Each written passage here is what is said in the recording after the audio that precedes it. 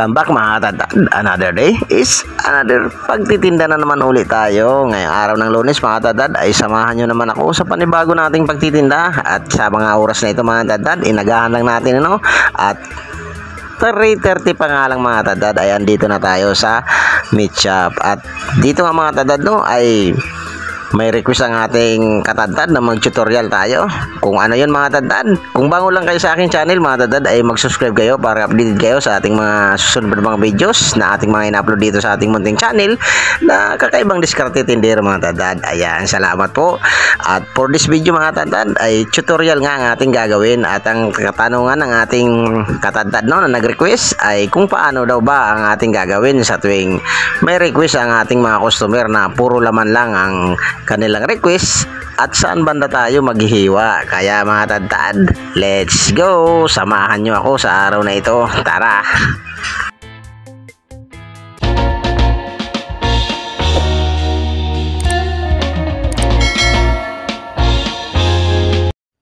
Good morning mga katadad. Sa mapagpalang araw na naman sa ating lahat.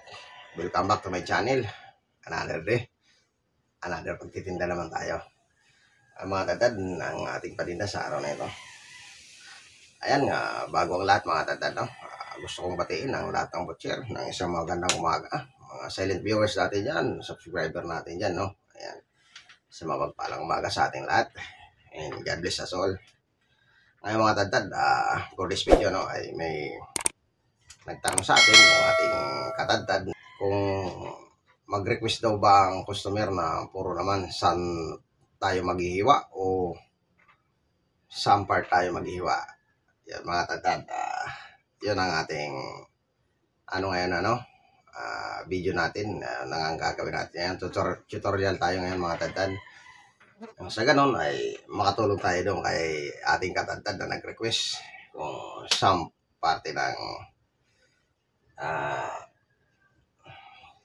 karne tayo maghihiwa kung puro laman ang Ngayon mga katadad, dito mga katadad pala sa pagtitinda natin ay kung saan banda, nakadepende tayo sa customer. Pag halimbawa kasi gusto ng customer na sa part ng pigi, ay dito naman sa part ng pigi ay pwede tayo maghiwa kahit saan dyan. Sa kasim naman, pag kasim naman pinili niya, halimbawa kasim, tapos gusto niya ng puro laman. Sa kasim kasi limitado ang ating paghiwa niyan. At yun ang ituturo natin yan sa ating katadad. Kasi sa kasim, hindi naman pwede talaga puruhin ng laman yan. Tatanggalan mo ng laman kasi kawawa naman yung part na may taba. Kaya yun mga katadad. Let's see. Yun ang ating tutorial ngayon. Kaya mga katadad, abang-abangan. Tara. Pag natin patagal ito, pagkakalas muna tayo. Let's go. So, ay mga tatado, tapos na tayo magkalas ng ating baboy paninda naman sa araw na ito. Ayan, napakalaki ng ating baboy. So, ay mga tatado, dito ang kasim, Yeah. Ayan, nandito ang kasim mga tatado.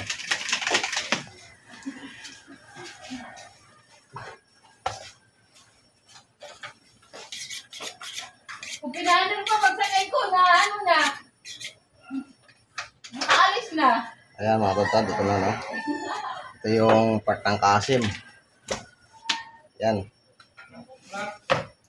Ayan mga tatad, may tinatawag tayo dito na ito yung pork loin, Pag natin ito yung pork loin. At dito naman mga tatad, ito ang part ng malaman ng kasim, Nakikita nyo. Ito yung part ng malaman. Ito yung pinagtanggalan dito ng pata. At ito naman yung itong tinatawag na backpat. Yung sa bandang likod dito mga tatad, Pero pag hiniwa nyo ito mga tatad dito, ito yung pina-pork loin. Ito yung pinadugtong ng pork chop, Ngayon mga tatad, pag gusto ng customer ng puro laman, pag dito nila gusto, ay pwede tayong tumanggi, Kasi ito hindi natin pwede sagaran to ng laman. Pwede natin kunin itong pinaka malambot na ito. Ayan.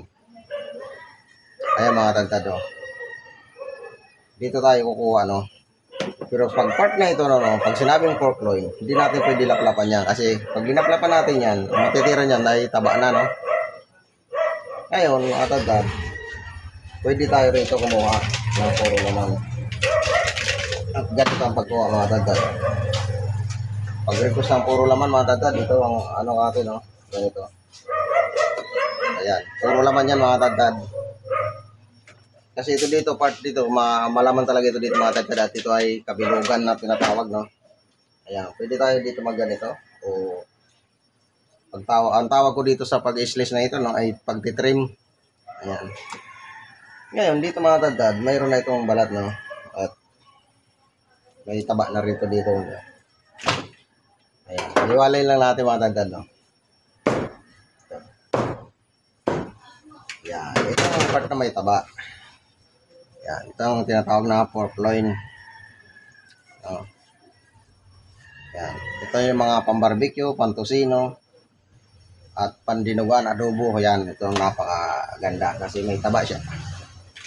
Dito naman yung makikita niya mga tadad, no? Dito lang ang part na may taba nito.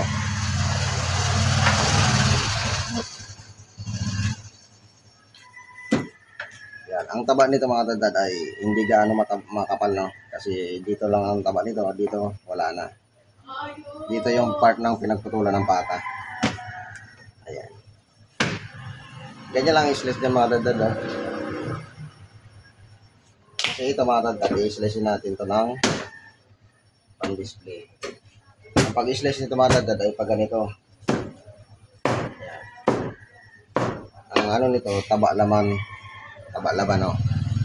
Ayan. Yan ang pang-display natin mga tadad. Ito yung pork loin.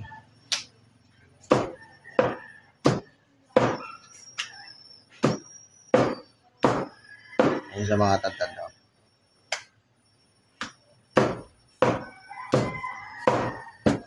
Hindi nyo pwede ito laplapan ng laman. Pag linaplapan nyo kasi ito ng laman mga tadad, kawawa naman yung mahuhuli o mahirapan na tayo ibinta. Gawa ng mataba na siya pag linaplapan nyo ng laman. Ayan mga tadad. Ganun lang ang pag-display niyan, no? At ito yung mga tinabas natin na puro laman. Ito yung pwede nating ibigay sa customer. Pwede tayo kasi tumagi pag part ng dito ng pork loin, no? Kasi kawawa naman tayo, no? Tayo nagtitinda. Mahirapan na tayo i-dispose to. Ngayon, dito mga tadad. Ito yung puro laman, no? Dito naman mga tadad. Depende na rin sa sales stock natin o talagang gusto ng customer na may taba di konti. Dito tayo magbibigay. Ayan.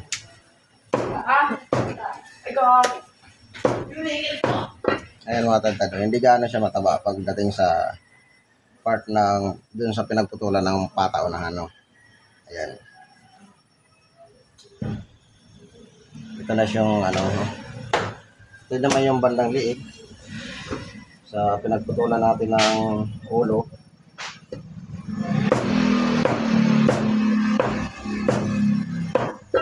Ayan, ganito ang itsura, no, nito.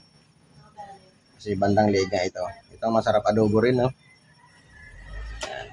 Tapos ito, kabilugan na ito. Ito yung malaman na part ng kasil. Ayan mga tadad, pag wala ng ganito, no? Kasi ito, ilan lang naman to. Kasi tinitrim lang natin ito na nakukuha dito sa itas ng kasim. Pag ayaw talaga ng customer na may balat, na ganito, na may laman pero may balat, ayaw niya, sa pigi na po tayo kukuha, no? At andito ang pigi natin, no? Tatanggalin lang natin tong pinagputulan ng patahulian. Dito, kahit saan kayo may dito kasi ano to, pigi naman to, puro laman ito, no? Tatanggalan lang muna natin ang bias.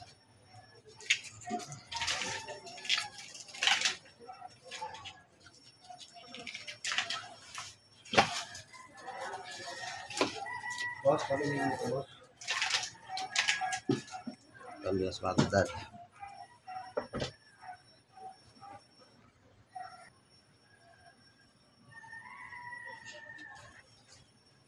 Ayan, nandito naman tayo sa part ng pigi mga tadad, no? Ayan. Ayan, natanggalan na natin ang bias. Ganito naman ang diskarte natin dito, no?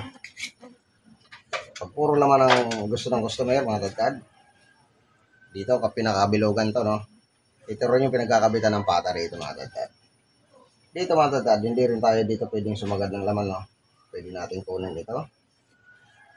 Ayan, pinakabilugan rin ito. Ayan, pag ayaw ng may balat ng customer, kasi dito may balat ito. Ang iba naman gusto ito kabilugan, pinakuha ito, no? Ayan.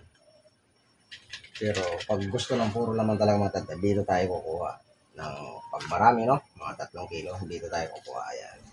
May pinakapagitan na yan, mga tadtad. Ayan, pagdating dito sa dulo niya, mga tadtad, may balat yan. Pero puro laman talaga yan, mga tadtad. Ngayon, tatanggalin natin to, no? Ayan, susunod lang natin. Pag hiniwan nyo kasi yung mga tadtad, yun yung pinakapagitan. Nakikita nyo, no? Ito na siya ang kinalabasan. Puro to laman, maliban na lang banda dito. Ngayon, kung ayaw ng customer ng may balat, no, nga, tatanggalin natin ito siya, mga tadtad. Ayan, ganito ang pagtanggal natin, medyo kapalan natin para yung balat niya ay sakto dito sa laman, pwede natin i-display doon. At madali natin may binta pag ganito, no? At ito na yung puro laman. Ayan. Ito ang napakagandang part, no? Kasi pwede ito pang barbecue kasi wala tong ganong litid. Sa nakikita nyo, mga tadtad.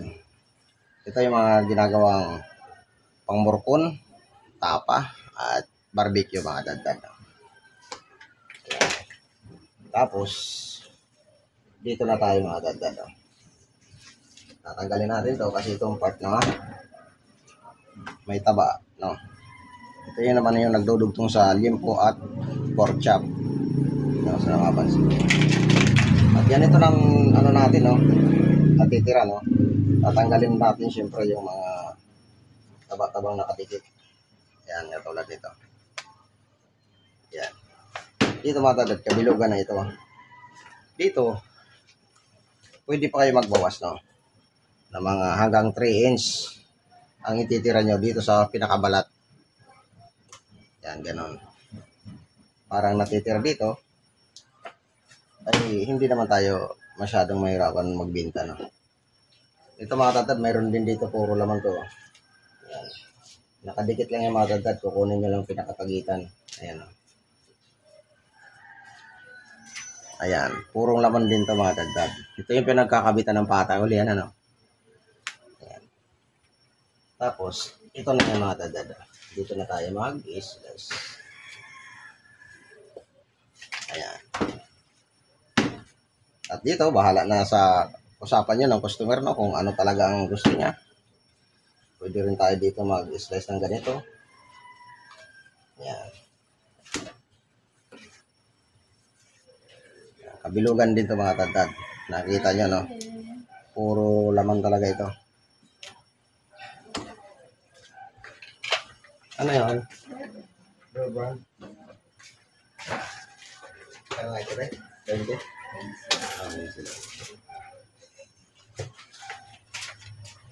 So, ayun nga, mga tadtad, no? Sana nakuha nyo kung paano tayo magpaliwanag, no? Kasi tayo talaga, baguhan lang dito sa tutorial na ito. At ngayon nga, sa mga explanation ko, sana nakuha nyo, so, para dyan sa ating mga bagong butcher at para dyan sa ating katadtad na nag-request, no? Ayan, so mapagpalang araw, mga tadtad. And God bless us all. Bye-bye. So, ayun, mga tadtad, no? Sana naman nakakuha nyo kung paano tayo tutorial ng mga request ng ating mga customer. Ayan. So, dyan para sa ating katadtad na nag-request, sana nakuha mo at nakatulong ito sa iyo sa patadtad ng ating simpleng paliwanag o simpleng tutorial lang. Ayan. So, ayun, mga tadtad, hanggang sa muli. Ang inyong katadtad. At tayo magtitinda pa. At tinagahan ko nga lang ngayon, mga tadtad, no, para nga sa ganun ay magawa natin ang request ng ating katadtad. Kasi kahapon nga, napalaban na naman tayo araw ng linggo. Kaya ayan. Bye-bye, mga tadtad. Hanggang sa muli. Gusto ko pasalamat ang inyong katadtad TV sa inyong walang sawang suporta. Sa inyong walang sawang panonood dito sa ating munting channel, no? Sa mga ina-upload natin dito sa ating YouTube channel. na mga kagaya nito o mga kakaibang diskarte tindero. Ayan, sa mapagpalang araw mga dadad. And God bless us all. Bye-bye.